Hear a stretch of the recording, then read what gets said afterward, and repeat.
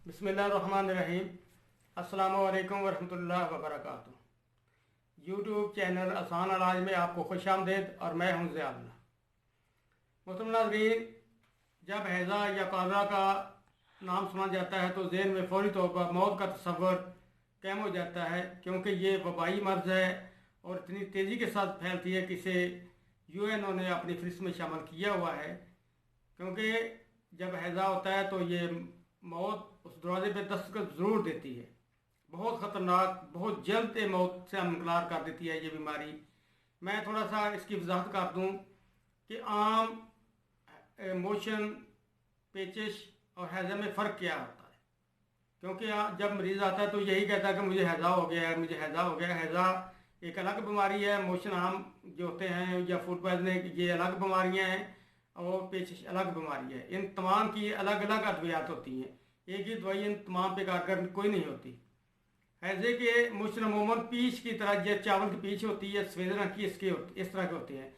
जब ये पीच की तरह चावल की पीच की तरह मोशन है तो ये हैज़े की अलामत है। इसे फौरी तौर पे अगर ये दवाई देनी शुरू कर दें 15-15 मिनट के बाद एक एक गोली, 3-4 गोलियों के इस्तेमाल से इंशाल्लाह ये कंट्रोल हो जाएगा। क्योंकि ये बहुत ख़तरनाक बीमारी है, इसलिए इसकी पहचान होना बहुत ज़रूरी है। जबकि आम मोशन पीले रंग के होते हैं, सब्ज़ रंग के भी हो सकते हैं, किसी और कलर में भी आ सकते हैं, जबकि और वो पानी की तरह पतले होंगे। जबकि पेचिश जो है इसमें पानी की तरह भी आते हैं, लेकिन इसमें पेट में दर्द होता है और इसका रंग अमूमन पीला ही होता है। किसी और कलर में ये पेचिश के मोशन नहीं आते, इसमें खून भी आ सकता है। इसलिए इन तीनों में आप फ़र्क रखें, ज़हन में रखें। और फूड पॉइजनिंग में अमूमन बहुत ज़्यादा जो है ना मोशन आएंगे तो उसमें गैर हज़मशुदा खुराक भी आ जाती है। इसलिए इनमें फ़र्क मद्देनज़र रखना ज़रूरी है, ताकि आपको पता हो कि ये दवाई किस बीमारी के लिए है और किस पे कारगर होगी। तो आज की जो मैं बता रहा हूँ रेमेडी, वो सिर्फ हैज़े के लिए है। दूसरे मोशन पे ये शायद ना काम करे, लेकिन हैज़े पे इंशाल्लाह 15-15 मिनट के बाद 3-4 वक्त देने से ये कंट्रोल हो जाएगी।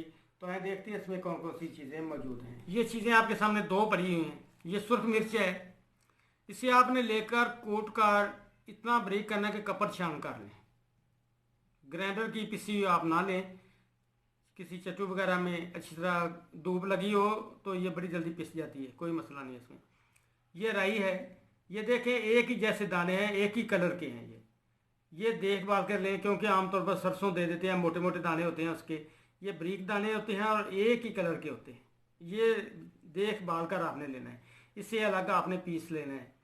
ये दोनों अगर 50 ग्राम ये हो तो 50 ग्राम ये, इनको दोनों को मिला लेना है आपने और थोड़ी सी गूंद कीकर कूट लें, वो भी इसमें मिला दें ताकि इसकी गोली आसानी के साथ बनाई जा सके। थोड़ा सा पानी का छींटा लगाकर इसकी चने के बराबर गोलियां बना लें और धूप में रख के खुश्क कर लें। आप इसे महफूज कर लें। एक गोली हर 5-15 मिनट के बाद हैज़े के मरीज़ को आप देनी शुरू कर दें। इंशाअल्लाह 3-4 गोलियों देने के बाद इंशाअल्लाह वो मरीज़ बिल्कुल ठीक हो जाएगा। कोई इसके बाद वक्फा आप लंबा कर दें, सुबह दोपहर शाम 2-3 दिन आप दे दें, इंशाअल्लाह हैज़े का मरीज़ बिल्कुल ठीक तंदुरुस्त हो जाएगा। क्योंकि ये बहुत ख़तरनाक बीमारी है, इस सुस्ती मौत तक ले जाती है, बहुत ख़तरनाक है। इसे वबाई मराज में शामिल किया गया है। क्योंकि इस अगर एक गांव में हैज़े का एक मरीज़ आज हो जाए तो समझ लें कि उस मोहल्ले में ये फैलना शुरू हो जाता है। फौरी तौर पर महकमा सेहत को इतला करना ज़रूरी होता है, ताकि बाकी के अफराद को अफासी वैक्सीन वगैरह लगा दी जाए, ताकि वो इस मुसीबत से महफूज रहें। तो आप इसे बनाकर हम वक्त अपने घर में तैयार रख लें, ताकि किसी वक्त भी ये ज़रूरत पड़े तो इसे इस्तेमाल किया जा सके। चने के बराबर आपने गोली बनानी है, काले काले चने के बराबर।